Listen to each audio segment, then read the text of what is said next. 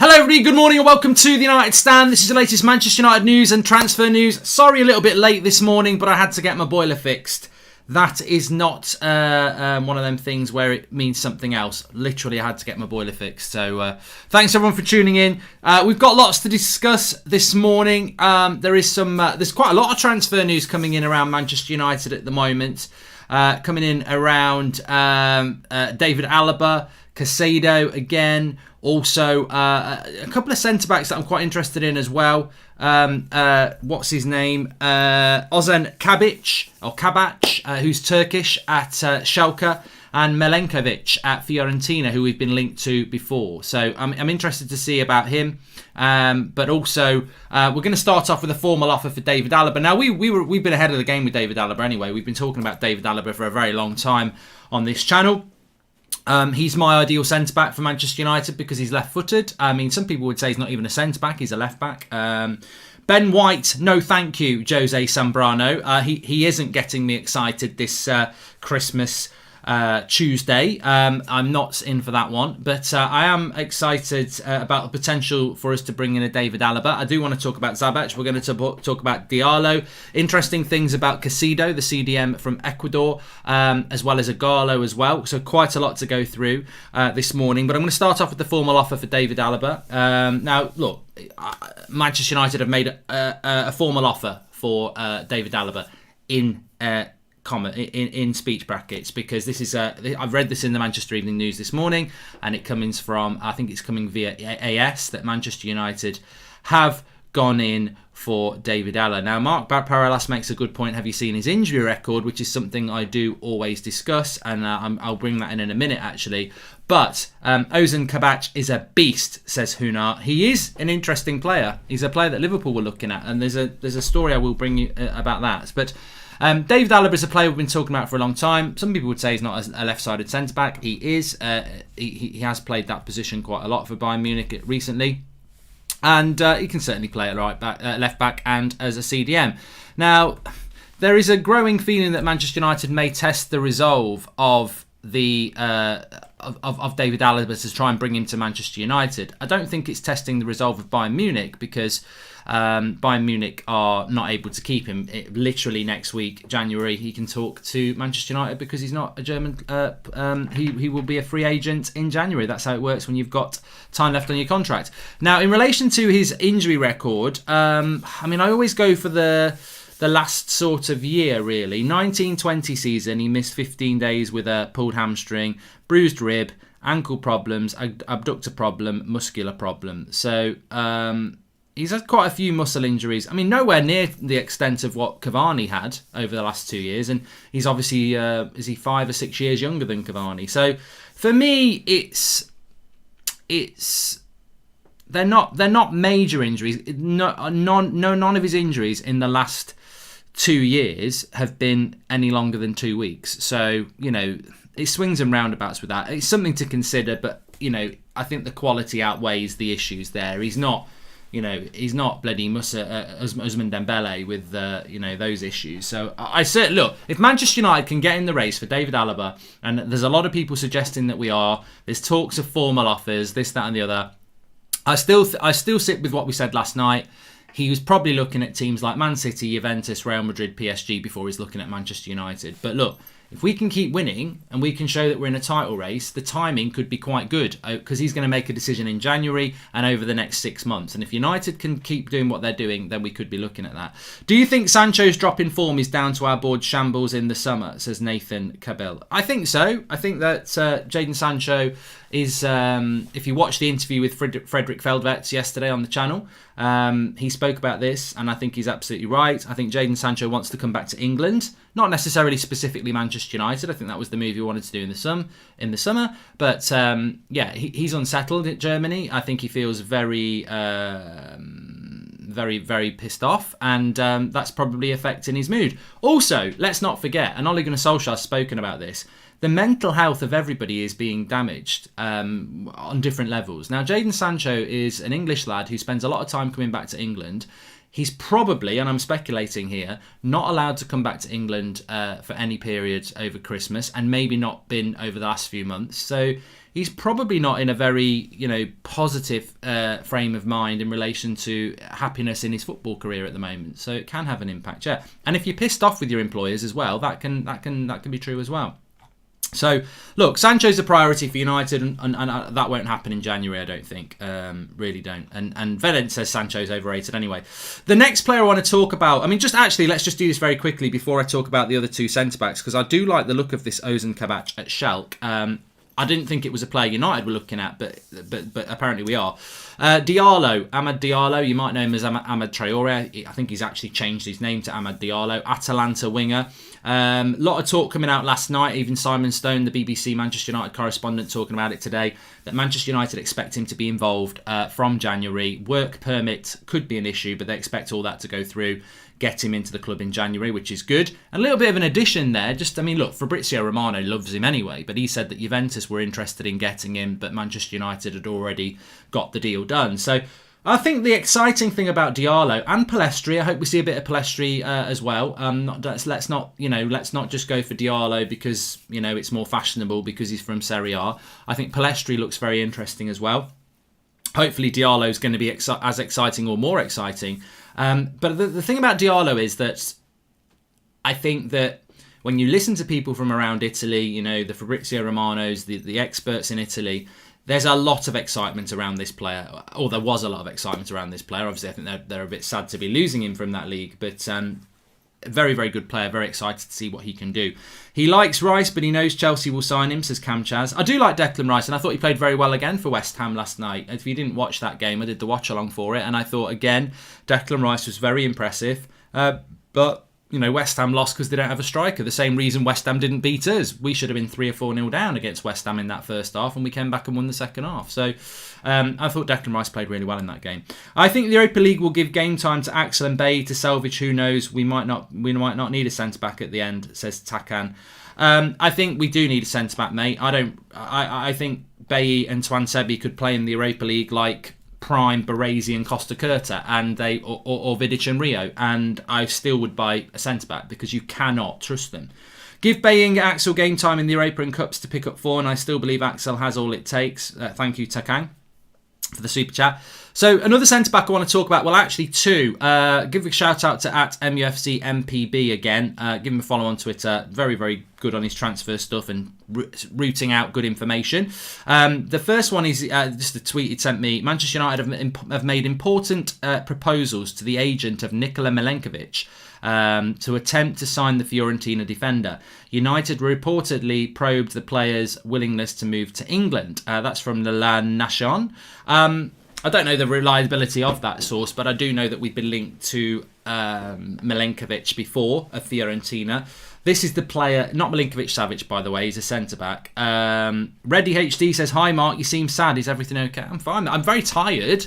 Very tired. I was up late watching The Revenant last night till about 1 o'clock in the morning, and then I had to be up early, so I'm just a bit tired. I'm all right. Thanks for asking, though. But Milenkovic is a player that we've been in for before. Now, if I remember correctly about this lad, and I do watch Italian football, so I should do, he is the one that they said is the next Nemanja Vidic. I don't think he's left-footed. I think he's right-footed, if I recall correctly. I don't think he's massively fast either. To me, he seems a bit like a bit of a Maguire-Lindelof type. I don't think he fits the profile of what we're looking for, is what I'm trying to say. If you're looking... The most important thing with United is you could offer me Skriniar, and I'd say no. We need a certain type of centre-back. It's a centre-back partnership that gets the criticism.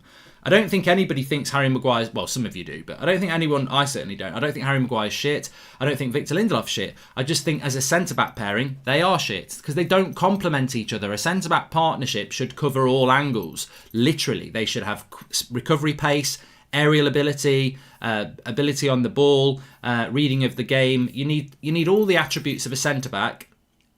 You need all the attributes of being a good defender in your centre-back pairing, and United are missing 2 or 3 core attributes in that centre-back pairing. I don't think Milenkovic does fit that. I might be wrong, but I don't think he does. Of more interest probably is Ozan Kabak, who's a Turkish centre-back. I think he's early 20s. He might only be 20, actually. And this is coming from a reporter from Sky Germany, basically saying that Manchester United have shown an interest in him. and that Schalke are willing to let him go. Now, interestingly enough, we're not the only team looking for a centre-back. Obviously, Liverpool are looking for one, and a couple of other teams are as well. Now, Kabach is a player that Liverpool were apparently looking at, and I actually, funnily enough, was looking this morning, and I think it was a Liverpool newspaper were talking about that they're out of the race for Kabach now because AC Milan have stolen a march on them and are quite advanced. So I don't know where Manchester United fit into this. Kabach is, is considered to be one of the up and coming, potentially, top class centre backs of the next 5 years. Really, obviously he's 5 years off being in his mid-20s, and he's got massive potential. So it would fit into what Manchester United are looking for. I would say we're probably too late for that party. It sounds to me like he's going to end up in Italy at AC Milan. But again, he's another player. Gabriel, Arsenal got him. Badiashile we were interested in. You've got this Kabach as well. There's quite a few players around their sort of early 20s at clubs ready to take a step up for about 25 million quid. And that, to me, is what United could do in January. And look, let me just say, we had this conversation yesterday. Do you wait till the summer to get David Alaba or Upamecano, or do you gamble and try and get somebody now in January?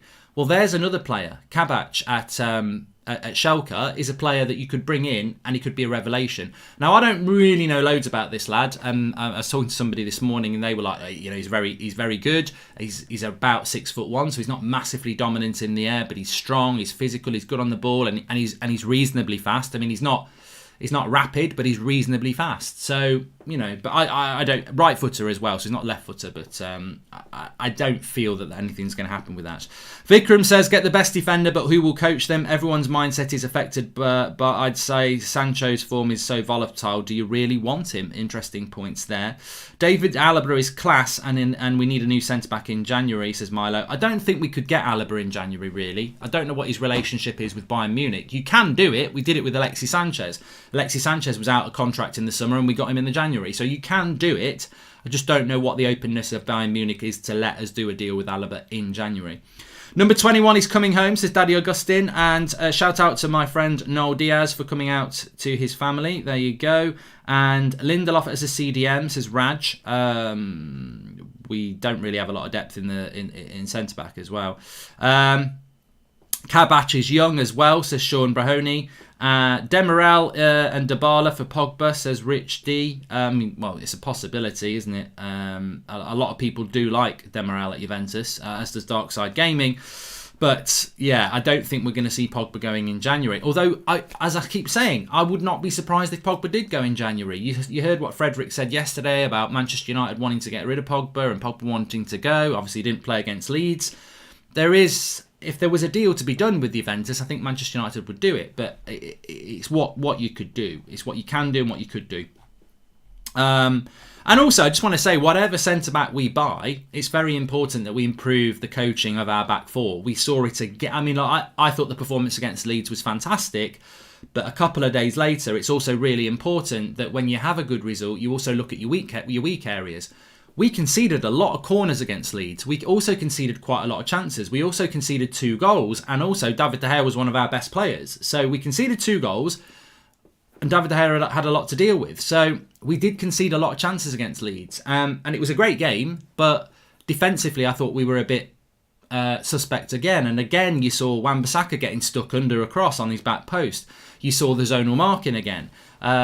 So yeah, we've got to improve our defensive side of things. It's not always about individuals if they're being told to do jobs that clearly aren't good enough. And we do tell our fullbacks to tuck in, as we know. Fast centre backs are not CDMs, says Ahmed. Thanks for the contribution, Jake Jordan. Kabach and Demirel, both Turkish up and coming young centre backs like Sionku from Leicester, I suppose, says Matip.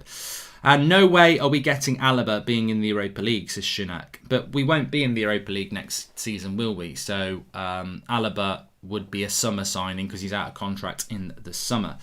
Have you heard of Benaka from AC Milan as a DM option? Mark, good on the ball, would be about 35 million, says United Aiden. And we have to break down the road to the airport, and the airport is a very good choice for us travellers. And I don't know what Joel Manny's on about. I thought he was doing a metaphor there, and actually I think he is talking about getting to the airport. When Flex get back Pogba to Germany, part exchange with Sancho, says David Page. No way. They wouldn't be able to afford his wages. What about Konate, says Josh Biersing. If you're talking about Konate from Leipzig, again, good player. I just don't think they would sell it. You've got to look at what's available. I think if you want a centre-back in January, you are looking at people like Kabak, Badashil, people at clubs who are willing to sell and are not in title races, basically. Against Leeds, going to go because they keep coming forward like idiots. But you need, you're right, we need a fast centre defensive, says Ray Carl Brown Amore. Thanks for the super chats. Ben White is an option. Davidson King, I'm just not totally convinced he's the right one. Just a couple of other stories as well. Caicedo. This Ecuadorian 19-year-old that we're looking at, it definitely feels like we are looking at this lad, by the way. As I said last night, the English press are now starting to pick up on it and they're not dismissing it. Obviously, we were talking about this on Friday from Ecuadorian reports as well, which obviously MUFC MPB on Twitter was talking about. I like the sound of this because the developments around Caicedo now are that for him, he does want to come to Manchester United, but he wants game time. And there's even talk of, he wants to play the FA Cup and the Carabao Cup games. Basically, what he doesn't want to do is come to Manchester United, according to these reports, and, lose the momentum he's getting from playing first team football. So I think that I told you I was tired. I think that's admirable, ambitious, and encouraging because 19 years of age doesn't want to come to Manchester United and just go into some youth setup. He wants to be part of the first team. He wants to be given an opportunity in the first team. I don't think he's demanding to play for the first team because that would be ridiculous, but he definitely wants to be part of that conversation, and I think that shows an ambition that we need to see. I don't know anything about this player really, so be very much like Palestri, but the noises are positive. I think Juve value Demiral too highly to sell, but if they want one of our valuable assets, they need to give back value, says PMV Patrick. That's absolutely spot on. Absolutely spot on. Juventus want Pogba, right? But this has happened to us in the past. Real Madrid want a player of ours, or Real Madrid, or Juventus want a player of ours. Oh, you can have Dybala and you can have Aaron Ramsey. Shove it up your arse. No, I do not want your players that you do not want. You are taking a player off us that is one of our best players, and you're going to give us players that you don't want anymore. So Juventus, for me, Manchester United need to be hard on this. You either give us the money we want for Paul Pogba, or you give us players that we want that are good. We do not want 3 or 4 of your players you don't want anymore, because there's still 3 or 4 players that aren't good enough. So we don't want to do that. EG says Pogba's no longer a valuable asset, but he is. I mean, look, Paul Pogba, most teams in the world would want Paul Pogba. Whether they start him or not, I guarantee Pep Guardiola would take Pogba, because there's always an arrogance that you need in football, especially in managers, that will go, I can get the best out of this player. I can get the best out of this player. We've seen it with loads of players over the years. So many players over the years that people have tried to get the best out of. Even though the warning signs are there. So, and with Pogba, he is a star quality player in the prime of his career. So he is an asset, and Manchester United must not let that asset be gotten on the cheap. Effectively, I don't think that's right. We need to do what's good for us, and also, I mean, just Gareth Bale. I mean, look, a lot of people were talking about him to United, weren't they? And I think that we've been proved right not doing anything around him, haven't we? I don't know why that just came into my head, actually, but there you go. Alaba's a great player, says Will Gaming. Everton lineup, says we've done the Everton preview last night. And Lindelof and Cahill centre-backs with Maguire CDM, says David Chimby. I think people are going off on tangents here. So the other story I wanted to talk to you about was Odion Ighalo, if you can remember him. I mean, we're coming up for a year since we signed Ighalo on that transfer deadline day. And you know what? I don't get everything right, and I'm sure you don't get everything right. But if you go back to our transfer deadline show on January the 31st last year, I was not happy with the Ighalo deal. I was like, this is an embarrassment. It's a major risk. It's a joke. And what happened is that what happened quite a lot with football fans is that Ighalo did quite well for 2 months against Farmers, and everyone was like, he's a really good deal. He's not been a good deal at all. We shouldn't have extended his deal in the summer. He has been a shit deal, really, hasn't he? We've paid over 100 grand a week, I think we've paid, for a year. And, I mean, look, I'm not even blaming him. I think he's a Man United fan. He's absolutely loved being here. But quality-wise, he's not really been any good since March. You know, it was okay before lockdown, went into the first lockdown, came out. He's done nothing in the summer when we got to third place, and he's done nothing this season. And I don't know whether that's because, well, look, obviously some of it's because Solskjaer hasn't really played him, but is that because he's not good enough? But he's not been a good signing, and United need to, well, you say United need to learn from that. We've gone and done it again with Cavani, but there's a big difference between Cavani and Odion Ighalo, who, Odion Ighalo's never been a top quality striker. I mean, he played for Watford and he's played in China. He's not a top quality striker. And I think United may have learnt that lesson there. You know, they went for Ighalo because there was nothing else available. I mean, they even tried to get bloody Rondon, didn't they? So we were desperate then. We were desperate this time, but we've gone for a higher quality player in Cavani. But Ighalo, anyway, the story on Ighalo is that his contract with Manchester United, his loan deal with Manchester United is up at the end of January, and Manchester United have got no intention of extending that. And I think, you know, the reason I bring that up is I think it's absolutely correct that we do not extend that loan. I don't know what you think, but for me, we may as well have let him go in the summer because he's hardly played anyway. And, you know, with Cavani there now, you've got Greenwood, Rashford, Martial. Ighalo can only play one position. I do think we're a little bit short in the forward positions, but you need somebody who can play in numerous positions. And Ighalo's just too much of a number 9. And it's not worked out, so we'll be moving him on, of course.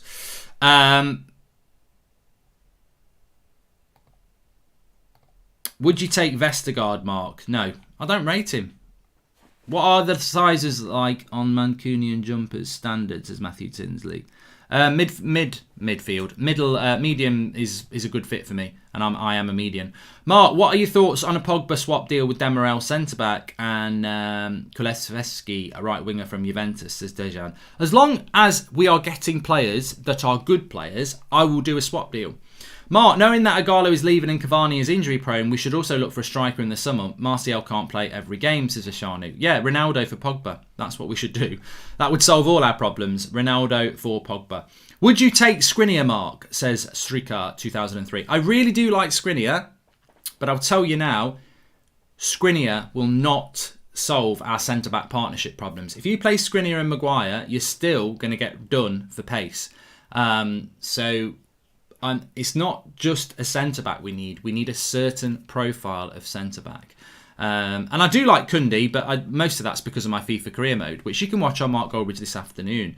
That's football. One thing Ighalo signing has done is given even more exposure in Africa. It might not be the reason we got him, but Woodward, you know, says Sharath Kamath Fitness. You know what? I think the Ighalo signing, the big positive for me, has been all the interest and, you know, love that especially the Nigerian fans and African fans got from that, and that was the big positive. And people will say, well, you can't just buy people for that, and I don't think we did get Ighalo for that, by the way. But I think that was the big positive. You know, Ighalo loves the club, and it brought a lot of positivity in a year that's not been that positive. So that's, you know, that is a good side to things. United got Ighalo because he was available. And, you know, he had a bit of a pedigree from the Premier League, and we were desperate. I don't think we bought him because he's Nigerian or from Africa, because we did look at Rondon as well. So, and look, you know, in the modern game, there's nothing wrong with that. I mean, I personally think we should have gone for Pulisic. The American market is huge, and Chelsea are a massive club in America now. They were anyway. You know, those sort of deals are not a bad idea if you can get a good player. I mean, there was a time when James Rodriguez would have been a very good signing because of the South American market, and especially Colombia.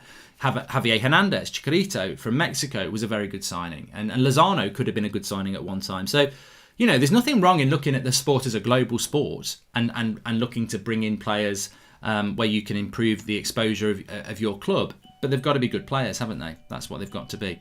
1 minute, I've just got to get this because it is a parcel, so I won't be a moment.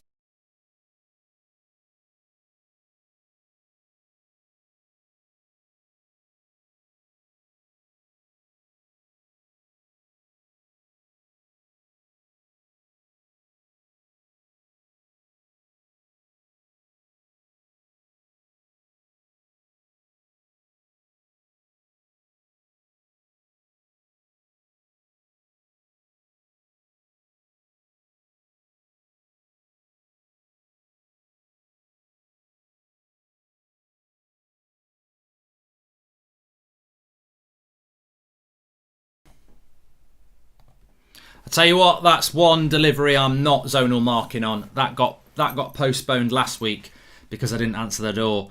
And if I miss that one today, that's not coming till after Christmas. So there you go. That's one delivery I'm not going to miss. The cat. Anyway, it's not. I'm not getting a cat. I mean, I'm like a keeper coming for a delivery. I'm on it. Anyway, so yeah, look, we were talking about Ighalo. I think that's a good thing. But the centre-back thing is positive because it's gathering momentum now.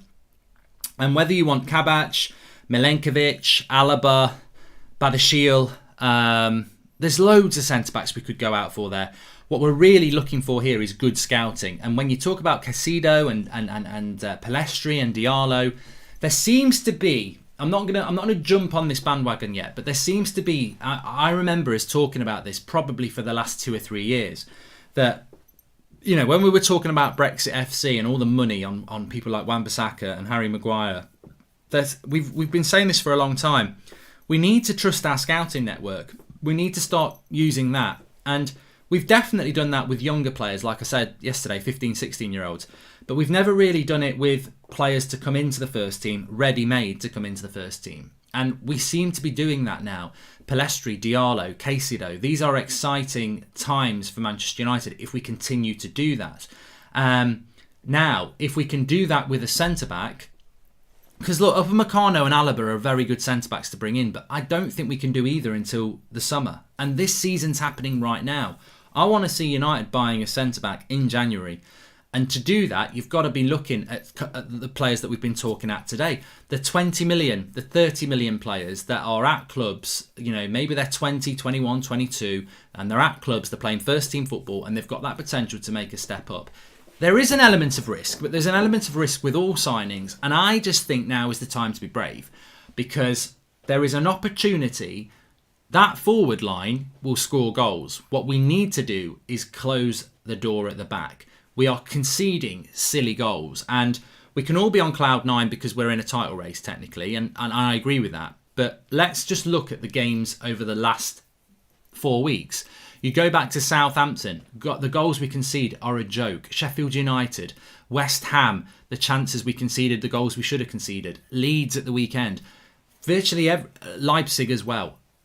Virtually every game we've played in the last 6 or 7, we're conceding silly goals, bad goals. Like, you know, the Ward-Prowse free kick, I've got no issue with that. All right, Fred was a bit silly giving the foul away because we know Ward-Prowse is dangerous, but the free kick is superb. If you concede a good goal, you concede a good goal. But we're conceding bad goals a lot, and that defence will undermine anything. And look, imagine if we fall out of title race by, you know, imagine if we lose to Leicester, we draw with Wolves and we draw with Villa. We take 2 points from 9. You know we will be about 10, 12 points behind Liverpool, so it's title over. It can be over like that. But if it is over like that, the season's not over. You still race for top 4. You could go for the Europa League. I'm not just talking about the title here. I think this is really important. And I really hope United, you know, the decision makers at United are thinking like this. We need a centre-back, whatever the scenario is. You know, Maguire and Lindelof play too much. And if we're in a title race, you need a centre-back because it will undermine a title race. But even if you're not in a title race, if you want top 4, that centre-back pairing could cost us top 4. They could cost us the Europa League. So, you know, no matter where you are on the graph, oh, I think we can win the league, we could win the Europa League, I just want top 4. If we don't buy a centre-back, it could mess any of those up, and all of them, effectively. So we've got to get one, I think. Mark, if we get Alaba, we're winning the league. Maguire and Alaba will be a top pairing, world class, then get a winger and a striker, we're winning the Champions League, says Angie S. I mean, look, I don't know whether we could do a deal in January for David Alaba. Part of me thinks no, because... And look, the situation with David Alaba is that Manchester United have apparently put a formal offer in for him. This will not be an offer to Bayern Munich because this will be an offer to David Alaba, and it can only go in on January the 1st. And the rules are that he can speak to anybody outside the Bundesliga for a move in the summer. It's a bit like what happened with Ander Herrera. And he can agree that deal in January if he wants to, but he doesn't leave until the summer. So if you want him in January, you've got to agree a deal with Alaba, and then you've got to go to Bayern Munich and say we would like him 6 months earlier. And Bayern Munich would say, up yours, you're not having him, you can have him in the summer. Or they could say, we will let you have him early, we want 20 million now. And, you know, would United want to do that? It could. That 20 million could be the difference between you winning the league and not winning the league. So I would still do it. I want us to get Badiashile as he'll be much cheaper and it won't prevent us from pursuing Alaba or Meccano if he's still too young, says Aditya. And, hi Mark, would you swap Pogba for De Ligt and Ighalo, Anthony Mashigo? No. De Ligt's the wrong type of centre-back again. He's a good centre-back, but he's the wrong type of centre-back. And Ighalo, I don't think would suit the Premier League as much as I like him. It's all up to the board once again. Merry Christmas, Mark. You're a huge reason we make it through times like this. Glory, glory, United, says King Django 710. Thank you very much, pal. Merry Christmas to you. Have got my Cooking with Goldbridge Christmas special coming out this afternoon, actually. So if you've not seen that channel, check it out. Hey, Mark, do you think Lingard will start against Everton? Maybe a spot on the bench, said Mason Greenwood Goat. I mean, I think the way this season's gone, it wouldn't surprise me if Jesse Lingard started. I never would have predicted Dan James would have started at the weekend. I mean, we'd seen him nowhere near the first team, and a lot of the time he wasn't even on the bench, and then he starts against Leeds. So there's every chance that Jesse Lingard could start this game. I don't think he will. He should be on the bench, and therefore he should get some minutes. If he doesn't, then I don't really know what's going on with Lingard because he's fit. But I think Lingard's going to go, isn't he? I think we all know. I think that will happen. Alaba would flop at United. I don't think he would, mate. I mean, he's a very, very, very good centre-back and a left-footed one. Career mode's on this afternoon, Shaggy, yep. Hi, Mark. Would Lindelof even be dropped in January for a cheap centre-back? Potential Donny vibes, says Milo. Well, that's the point as well, isn't it? You know, that is a very good point. Imagine if we did buy a Kabach or a Badiashile and then they're just sat on the bench whilst he keeps going with Lindelof and Maguire. It's a very good point. There has to be a desire by the manager to remove one of those defenders. And actually, Ole Gunnar Solskjaer, as I said the other day, has come out and said that he's very happy with the consistency of his centre-back pairing. He's got to say that, but what if he genuinely believes that? Yeah, it's an interesting one on the centre-backs for sure. Anyway, look, smash a like on the video. Subscribe to the channel if you're new, bottom right-hand corner. We have got content for you as well this afternoon and 8 o'clock tonight as per usual. As we move to tomorrow, we've got the watch-along as well. Ollie press conference. There might be a press conference reaction at lunchtime, but apparently he's not doing one, even though there was one scheduled in, and he spoke about it after the Leeds game. So I'll do a bit of research on that, but we'll certainly get to you the comments about that. Thanks everyone for watching. I'll speak to you all in a bit.